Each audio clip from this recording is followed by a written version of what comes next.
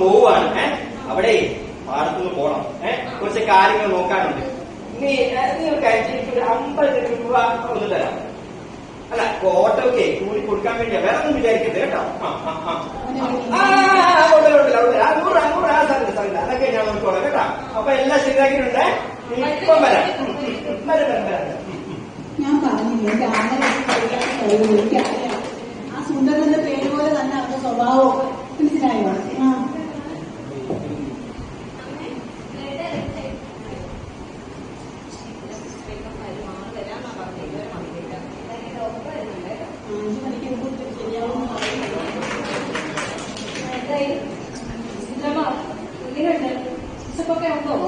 ഭയങ്കര ബുദ്ധിമുട്ടാണ് ഡോക്ടറെ, ഭയങ്കര ബുദ്ധിമുട്ടാണ്. വയറിലും ജീവിതത്തിൽ വരിക, വായു കയറിയിട്ട് ഒന്നും അങ്ങോട്ട് കഴിക്കാൻ വയ്യ. അത് അമ്മയുടെ വയറ്റിലെ ആ മുഴയൊക്കെ എടുത്ത് മാറ്റാം. ഓക്കെ, നമുക്ക് അടുത്ത ദിവസം സർജറി ചെയ്താൽ മാറ്റാം.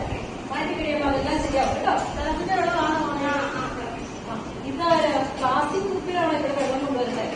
നമ്മുടെ ആശുപത്രി പ്ലാസ്റ്റിക് വിരുദ്ധ മേഖലയല്ലേ? പ്ലാസ്റ്റിക് കുപ്പിയിൽ നിങ്ങൾ തന്നെ ഇങ്ങനെ വെള്ളം കൊണ്ടുവന്നാലോ? മാറ്റിയാലും മോളെ മോളെ ആരാണ് ഈ മോളാണോ ഇത്? എന്റെ മോള സ്വന്തം മോള സുന്ദരി. ആ മോളെ, അമ്മയ്ക്ക് ഇന്ന് വൈകിട്ട് എളുപ്പം തയ്ക്കുന്ന ഭക്ഷണം മാത്രമേ കൊടുക്കാവൂ കേട്ടോ. അമ്മയ്ക്ക് മറ്റേ പൊറോട്ടയും ബീഫും വേണമെന്ന് പറഞ്ഞേ. പൊറോട്ട ബീഫൊന്നും കഴിക്കാറായില്ല. ഓപ്പറേഷൻ ഒരു ദിവസം അമ്മച്ചി വൈകിട്ടോടെ മോളെ കളയട്ടെ. എനിക്ക് ശേഷം അമ്മച്ചിക്ക് എന്ത് പൊറോട്ട ഇറച്ചി വാങ്ങിച്ചു തരാം കേട്ടോ. പൊറോട്ട ഇറച്ചി വാങ്ങിച്ചെന്നിട്ട് ഇവിടെ ഇടത്തുള്ളൂ. ഇന്ന് 10 മണിക്ക് ശേഷം അമ്മച്ചിക്ക് ഭക്ഷണം ഒന്നും കൊടുക്കും. നാളെ രാവിലെ സർജറി ഉള്ളതാണേ കേട്ടോ. ഇവിടെ നോക്കിയേക്കണം. അമ്മച്ചിക്ക് എളുപ്പം തയ്ക്കുന്ന ഭക്ഷണം മാത്രമേ ഇന്ന് കൊടുക്കാവൂ കേട്ടോ. ഓക്കെ. സുന്ദരി ഇതുവരെ വന്നിട്ടില്ല. 5 മണിയാവുന്നല്ലോ. വന്നില്ലല്ലോ. എന്നാലും ഞാൻ ഒരു കാര്യം രഹസ്യമായിട്ട് പറയാം. ഇതാരായിരുന്നു? ഡെലിവറി കഴിഞ്ഞിടത്തോളാം ഞാൻ റിസൾട്ട് പഠിച്ചിട്ട് വരുന്ന വഴിയാണ്. നീ പഠിച്ചിട്ട് ഇപ്പോ ടെൻഷൻ ആക്കി ഞാൻ വീട്ടിൽ കഞ്ഞി കിടക്കും. ഉച്ചക്ക് അമ്മക്ക് ചോറ് കൊടുക്കും. വൈകിട്ട് കപ്പ പിന്നെ അമ്മയ്ക്ക് ഓപ്പറേഷൻ അല്ല, ബ്ലഡ് അറേഞ്ച് ആയിട്ട് നോക്കിയപ്പോ ആരെയും കിട്ടുന്നില്ല. ബ്ലഡ് ആരെയും കിട്ടുന്നില്ല.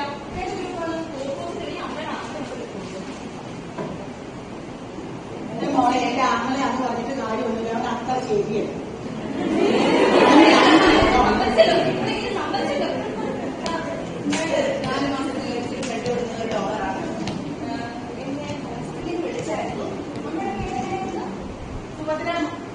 അമ്മയ്ക്ക് വേണ്ടിയിട്ടായിരിക്കും, എന്റെ ഓപ്പോസിറ്റീവ് ആണ്. ചിലപ്പോ അമ്മയ്ക്ക് വേണ്ടിയിട്ടായിരിക്കും എന്നെ വിളിച്ചിരുന്നത്. മോളെ ഞാൻ എത്ര പേരോട് പറഞ്ഞിട്ടുണ്ടോ എന്റെ മോളെ അനുഗ്രഹിക്കും.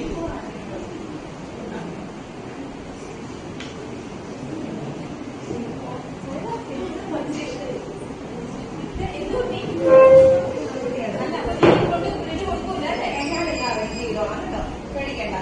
അമ്മയുടെ കാര്യങ്ങൾ പേടിക്കേണ്ട കാര്യം ഞാൻ അറേഞ്ച് ചെയ്ത് കൊടുക്കണം. അത് പണ്ടേ മോള് തന്നെയാണെങ്കിൽ അമ്മയെ അമ്മയ്ക്ക് ഒന്നും കൊടുക്കാൻ പറ്റില്ല. നീ കൊണ്ടുവയ്ക്കും. അമ്മയ്ക്ക് ഒന്നും കൊടുക്കാൻ പറ്റില്ല. അല്ലെങ്കിൽ അമ്മയുടെ ഒപ്പിട്ടേക്ക് കൊടുക്കാൻ പറ്റും. അമ്മയ്ക്ക് അദ്ദേഹം ഭയങ്കര ഗ്യാസാണ്.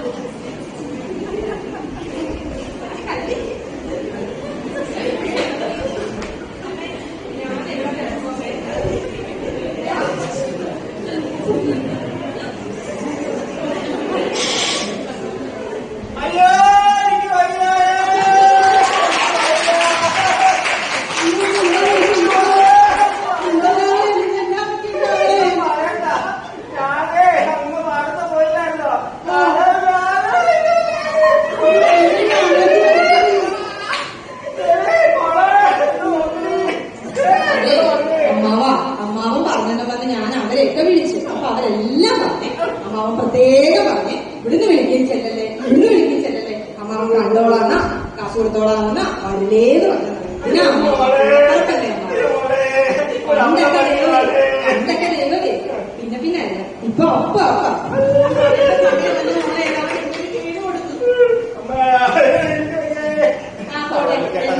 എന്തായാലും അമ്മയെ ഞാൻ നോക്കണം. ഞാൻ ഹോസ്പിറ്റലിലുണ്ട്. ഞാൻ അമ്മ അവനെ നോക്കിക്കോളാം. പിന്നെ ബ്ലഡ് ഒക്കെ ഇവിടുന്ന് ബ്ലഡ് സെന്ററിൽ നിന്ന് അറിഞ്ഞു തരുന്നോണ്ട് വലിയ ബുദ്ധിമുട്ടില്ല. ആരെയും കൊടുക്കേണ്ടി വന്നില്ല. അവര് തന്നെ ഗവൺമെന്റ് ഡോണറെ വിളിച്ച് നമുക്ക് ബ്ലഡ് അറേഞ്ച് ചെയ്തു. അപ്പൊ ഞാൻ അമ്മാവന്റെ സർജറിക്കുള്ള കാര്യങ്ങൾ ചെയ്തോളാം. അമ്മേനെ ഞാൻ നോക്കിക്കോളാം.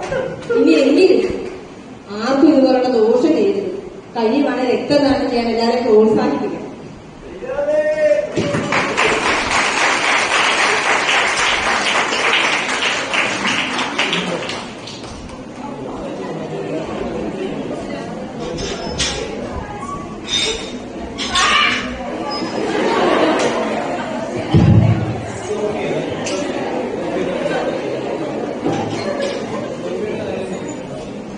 ഓരോ ആശുപത്രി വരാന്തയിലും രക്തം അന്വേഷിച്ച് നടക്കുന്ന നിസ്സഹായരായ മനുഷ്യർക്ക് കണ്ണീരൊപ്പാൻ നമ്മുടെ ജനസംഖ്യയുടെ 2% തുടർച്ചയായ ഇടവേളകളിൽ രക്തദാനം ചെയ്യണം.